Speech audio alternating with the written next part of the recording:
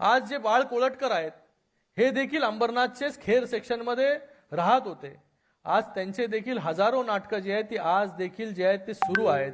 अनेक गीतं जी आहेत बाळ कोळटकरांनी या ठिकाणी लिहिली आणि आज देखील आपण ती ऐकतो।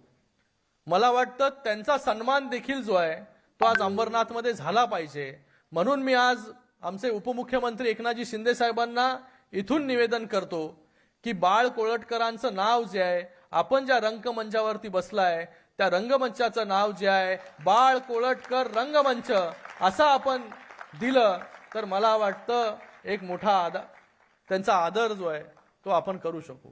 आणि त्याचबरोबर अण्णाभाऊ साठे, लोकशाहीर अण्णाभाऊ साठे यांच्या नावाची देखील मागणी होती। काही लोक मला येऊन भेटले इथे, मी त्यांना देखील सांगितलं की बाबा त्यांचा देखील जो आहे तो मान जो आहे सन्मान राखला जाईल आणि ह्याच नाट्यगृहाच्या प्रांगणामध्ये जे आहे लोकशाहीर अण्णाभाऊ साठे यांचा पुतळा जो आहे तो उभारला जाईल।